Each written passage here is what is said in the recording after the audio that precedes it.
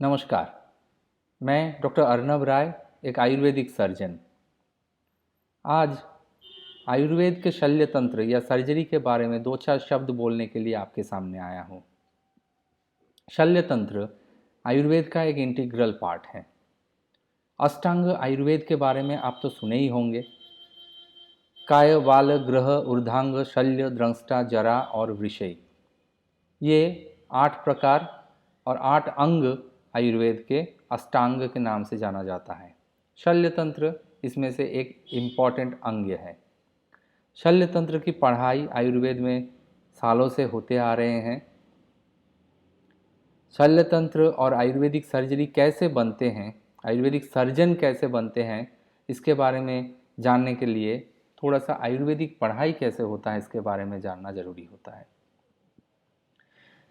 एक स्टूडेंट 10+2 जो science stream से पास करते हैं, फिज़िक्स, केमिस्ट्री, बायोलॉजी लेके, वे एक नेशनल लेवल का एंट्रेंस एग्ज़ाम अपीयर करते हैं और जो क्वालिफाई करते हैं उनको आयुर्वेद या BAMS, bachelor of Ayurvedic medicine and surgery, ये कोर्स पढ़ने के लिए मौका मिलता है। ये कोर्स कई सारे गवर्नमेंट और प्राइवेट कॉलेजों में पढ़ाया जाता है। ये कॉलेज जो आयुर्वेद के कोर्स पढ़ाते हैं वो एक स्पेसिफिक सिलेबस के हिसाब से पढ़ाता है और ये syllabus central council of Indian medicine CCIM regulate करता है। इंस्टीट्यूट्स जो हैं ये यूनिवर्सिटी से एफिलिएटेड होते हैं। अलग अलग स्टेट में मोस्टली आजकल हर जगह पे हेल्थ यूनिवर्सिटीज़ हैं, वो हेल्थ यूनिवर्सिटीज़ से एफिलिएट होते हैं। ऐसे इंस्टीट्यूट्स में जो स्टूडेंट्स पढ़ते हैं 4.5 साल का इनका स्टूडेंटशिप रहता है और उसके बाद 1 साल का रोटेटरी इंटर्नशिप रहता है। कुल 5 साढ़े 5 साल का जो कोर्स होता है ये कंप्लीट करने के बाद इन लोगों को यूनिवर्सिटी से, जो स्टूडेंट्स होते हैं इनको यूनिवर्सिटी से BAMS और bachelor of Ayurvedic medicine and surgery ये डिग्री दिया जाता है। ये डिग्री लेने के बाद स्टूडेंट्स रजिस्ट्रेशन मिलता है इनको central council of Indian medicine and state जो काउंसिल होते हैं आयुर्वेद के, इनसे रजिस्ट्रेशन मिलता है। डिग्री मिलना और रजिस्ट्रेशन मिलना, ये दोनों काम हो जाने के बाद एक डॉक्टर आयुर्वेदिक डॉक्टर के हिसाब से, आयुर्वेदिक जनरल प्रैक्टिशनर के हिसाब से इंडिपेंडेंटली प्रैक्टिस करना शुरू करते हैं। इनमें से जो BAMS पास हो जाते हैं, इनमें से कुछ डॉक्टर्स ऐसे भी हैं जो हायर स्टडीज़ करना चाहते हैं। फिर वो हायर स्टडीज़ के लिए एक नेशनल लेवल का एंट्रेंस एग्ज़ाम में अपीयर होना पड़ता है। ये एंट्रेंस जो क्वालिफाई करते हैं उनको रैंकिंग के हिसाब से डिफरेंट सब्जेक्ट में एडमिशन मिलती है। पोस्ट ग्रेजुएट 3.5 साल के होते हैं और 3 साल पोस्ट ग्रेजुएट स्टडी के बाद जो डिग्री मिलती है उसको बोलते हैं MD आयुर्वेद और MS आयुर्वेद। अभी मैं MS आयुर्वेद के बारे में ही कंसंट्रेट करता हूँ और थोड़ा डिस्क्राइब करता हूँ। MS आयुर्वेद जो हैं ये 3 सब्जेक्ट्स में मिलते हैं। MS आयुर्वेद इन शल्य तंत्र, MS आयुर्वेद इन शालाक्य तंत्र और MS आयुर्वेद इन स्त्री रोग एंड प्रसूति तंत्र। क्या है ये? MS आयुर्वेद शल्य तंत्र के मतलब है general surgery. MS Ayurveda Shalakya तंत्र के मतलब है ये ENT और डेंटल, ये सारे मिला के हमारे एक सब्जेक्ट्स हैं, उसको शालाक्य तंत्र बोलते हैं। और MS आयुर्वेद स्त्री रोग एवं प्रसूति तंत्र, इसका मतलब है गायनिकोलॉजी एंड ऑब्स्टेटिक्स। तो ये 3 सब्जेक्ट में अलग अलग डॉक्टर बनते हैं और वे अपने अपने डोमेन में काम करता है। एक MS जनरल सर्जन जो है वो जाके सिजेरियन सेक्शन नहीं करने जाते हैं। एक MS आयुर्वेद स्त्री रोग प्रसूति तंत्रविद जो हैं वो जाके अर्श के ऑपरेशन नहीं करने जाते हैं। ये अलग अलग डोमेन में अपना अपना काम करते हैं। इस प्रकार की पढ़ाई सालों से होती आ रही है। सैकड़ों स्टूडेंट्स पास आउट होके MS डिग्री लेके, MS आयुर्वेद डिग्री लेके प्रैक्टिस भी कर रहे हैं। 19 नवंबर 2020 में सीसीआईएम एक नोटिफिकेशन जारी किया। इस नोटिफिकेशन में कुछ आयुर्वेदिक सर्जरी का नाम लिखा हुआ है और इसके बाद कई सारे क्वेश्चंस चारों तरफ घूम रहा है।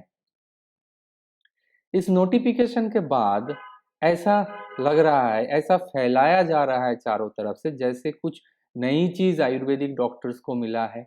आयुर्वेदिक डॉक्टर्स इसके पहले कभी ऑपरेशन नहीं करते थे, अचानक से आज से ही इनको ऑपरेशन का परमिशन मिला है, ऐसा ऐसा कुछ। मैं इस बात को क्लियर करना चाहता हूँ, अच्छी तरह से अगर ये नोटिफिकेशन को पढ़ा जाए तो हमको पता चलेगा कि ये नोटिफिकेशन कुछ ऐसी नई चीज़ नहीं है। इसमें क्या है? इसमें कुछ बीमारी का नाम दिया हुआ है और कुछ प्रोसीज्योर का नाम दिया हुआ है। आयुर्वेदिक टर्म दिया हुआ है और उसका रिसेंट जो कंटेम्पोररी लैंग्वेज में टर्म है वो टर्म दिया हुआ है। एक उदाहरण देता हूँ, उससे अच्छी तरह से बात को पता चलेगा।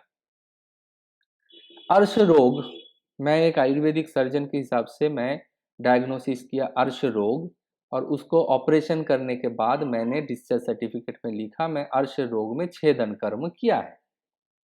अब ये जो कर्म है, अर्श रोग क्या है और छेदन कर्म हुआ है, इसका मतलब क्या है, ये मेरे फेलो डॉक्टर्स जो हैं, जो अलग-अलग सिस्टम से बिलॉन्ग करते हैं, इनको पता नहीं चल रहा था।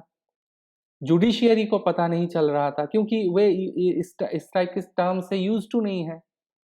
हमारे जो इंश्योरेंस अथॉरिटीज़ हैं, उनको पता नहीं चल रहा था, इसलिए क्लेम रिइंबर्समेंट करने में, सेटल करने में असुविधा हो रही थी।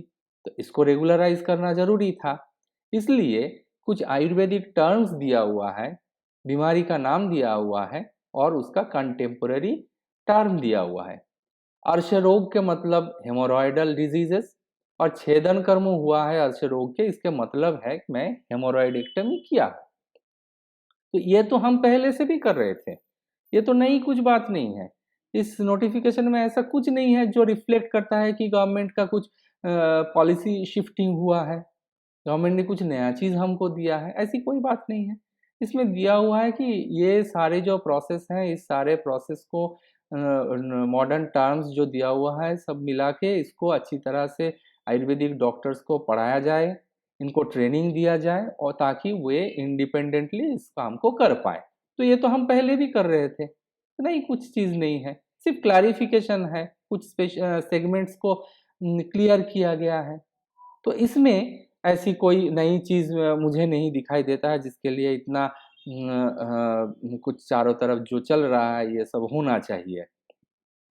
अब रही बात ये जो नोटिफ़िकेशन है या आयुर्वेदिक जो चिकित्सक हैं जो चिकित्सा करते हैं, उनका शल्य चिकित्सा करने से हेल्थ सिचुएशन में जो हमारे जो नेशनल हेल्थ सिचुएशन है, हेल्थ सिनेरियो है, इसमें क्या फ़र्क आएगा? जो पहले से चल रहा था, वही चलेगा। तो इसमें कुछ नया फ़र्क नहीं आया है, बल्कि मेरा ये आशा है गवर्नमेंट से कि आयुर्वेदिक सर्जन्स जो इंस्टीट्यूशनली ट्रेन्ड है, क्वालिफ़ाइड है, उनको हेल्थ सिचुएशन में और अच्छी तरह से काम में लिया जाए, ताकि हमारी जो हेल्थ सेक्टर्स हैं, उसकी सुधार हो, सेवाएँ मिलते रहें। हर जगह पे सेवा मिलते रहे, इस ग्रामीण क्षेत्र में सिर्फ़ ग्रामीण क्षेत्र में नहीं, शहरी क्षेत्र में भी सेवाएँ मिलते रहें। जहाँ पे ज़रूरत है आयुर्वेदिक सर्जन काम करे और उसकी सेवाएँ हर जगह पे मिलते रहें।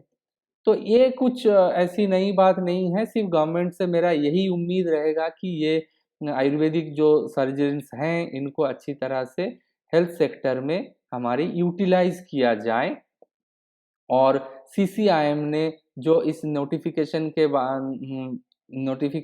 से हमारी जो हेल्थ सिस्टम में कुछ सुधार लाने की कोशिश कर रहे हैं, उसको मैं स्वागत करता हूँ। नमस्कार।